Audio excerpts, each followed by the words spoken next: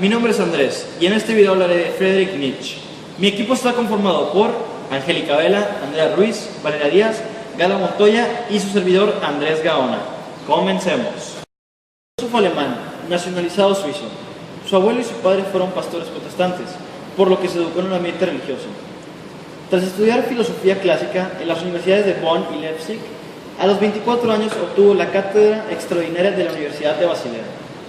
Pocos años después, sin embargo, abandonó la docencia, decepcionado por el academismo universitario. En su juventud fue amigo de Richard Wagner, por quien sentía una profunda admiración, aunque más tarde rompería su relación con él. A los 24 años obtuvo la cátedra de la Universidad de Basilea. Los últimos 11 años de su vida estuvo encerrado, primero en un centro de Basilea y después en otro de Naumburg, y fue provocado por el desconocimiento de la verdadera naturaleza de su dolencia. Después de que falleció, su hermana manipuló sus escritos para que pareciera que fomentaba el movimiento nazi. Los escritos de Nietzsche han sido interpretados de diversas maneras, y también hay casos en los que Nietzsche es citado para sustentar visiones contradictorias. Nietzsche era popular entre el ala izquierdista de la Alemania de 1890, pero unas décadas después, durante la Primera Guerra Mundial, muchos le vieron como la raíz del ala derecha del militarismo alemán. Los conservadores alemanes quisieron censurar los trabajos de Nietzsche ante el peligro de subversión en 1894 a 1895, mientras que el alemán nazi lo utilizó como excusa intelectual para promover su idea de la resurrección de la cultura alemana y de la identidad nacional.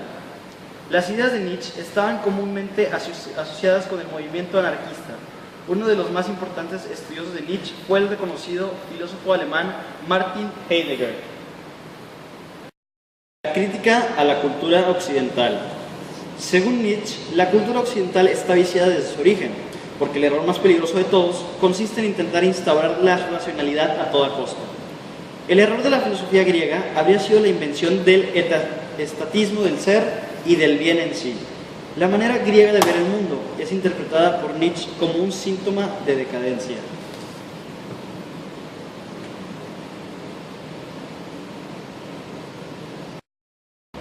Crítica a la moral.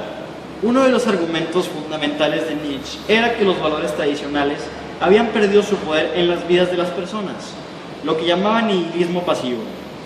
Nietzsche afirmó el imperativo ético de crear valores nuevos que debían reemplazar las tradicionales, y su discusión sobre esta posibilidad evolucionó hasta configurar su retrato del hombre por venir, el superhombre.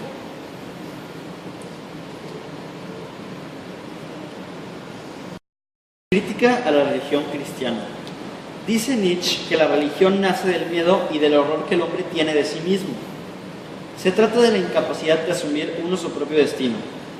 Cuando el hombre le invade un sentimiento de poder y teme quedar avasallado por él, mediante un mecanismo de defensa patológico, lo atribuye a otro ser más poderoso que es Dios.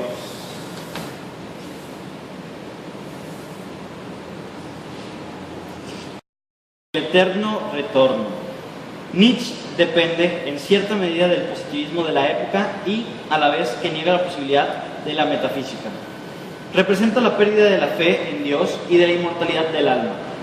Esta vida que se afirma, que pide siempre ser más, que pide eternidad en el placer, volverá una vez y otra.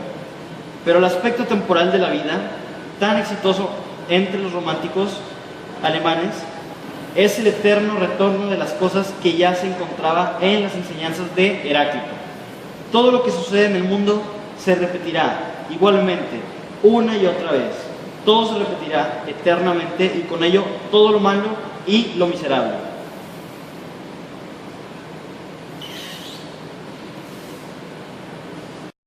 Superhombre.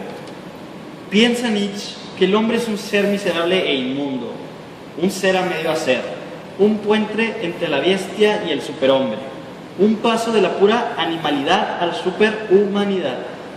Es su destino, pero en su recorrido evolutivo poco ha sido todavía lo alcanzado. Habéis evolucionado del gusano al hombre, pero todavía hay mucho de gusano en vosotros, decía Nietzsche. Para Nietzsche, toda la verdad filosófica revela un instinto, un temor o un deseo oculto.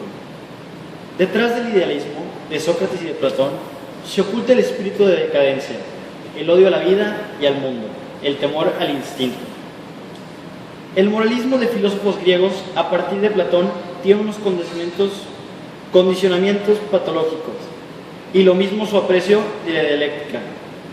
Razón igual virtud igual felicidad significa simplemente hay que imitar a Sócrates e implantar de manera permanente contra los apetitos oscuros una luz diurna. El concepto de ser le parece el peor de todos, una ficción vacía, y rechaza también los conceptos de yo, cosa en sí, sustancia, causa, etc. Para Nietzsche, todos estos conceptos surgen de un desprecio al valor de los sentidos y por una sobreestimación de la razón. El principal error de la metafísica fue admitir un mundo verdadero en oposición a un mundo aparente, cuando solo el último es el real. La voluntad de verdad no es sino voluntad de poder. Solo es verdad lo que aumenta el poder, lo que sirve a la vida. Y frente al dogmatismo metafísico, Nietzsche defiende un perspectivismo. No hay hechos, sino interpretaciones. No hay cosas en sí, sino perspectivas. Para Nietzsche no todo es materia y movimiento mecánico, también hay fuerzas. El universo ya no está sometido a leyes deterministas, sino que es un caos de fuerzas. Con esto llegamos a la conclusión que Nietzsche no centra su crítica en el cristianismo, sino en el ser humano y las limitantes que hay en el mundo para que éste se convierta en el superhombre de su planteamiento filosófico. Y una de las limitantes más grandes que impiden el desarrollo del ser humano son la religión. Nietzsche tampoco ataca el cristianismo únicamente. Él es muy claro y dice que cualquier tipo de religión es dañina para el ser humano. Pero como escribe para un pueblo en su mayoría cristiano, ataca un poco más directo al cristianismo. Del mismo modo critica a los abusos eclesiásticos de la historia y a los actuales. La Iglesia pone al hombre como un pecado, traidor, lo peor de la creación. Es un ser sin valores que no respeta a un Dios y tienes que postrarte y humillarte ante un Dios que dice que Nietzsche no existe. A todo, muchas gracias por su atención.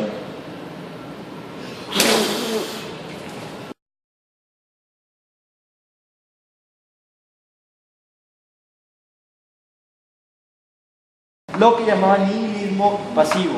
Nietzsche afirmó el imperativo ético de posibilidad evolucionó hasta configurarse el retrato del hombre por venir, el super pinche hombre.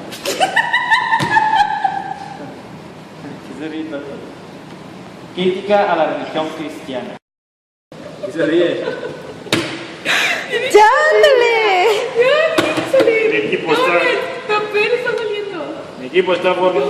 Mi equipo está conformado por Arcadi Cabela, Andrea Wynn, Vanea. Ya la montaña. Nos desviamos de caballo.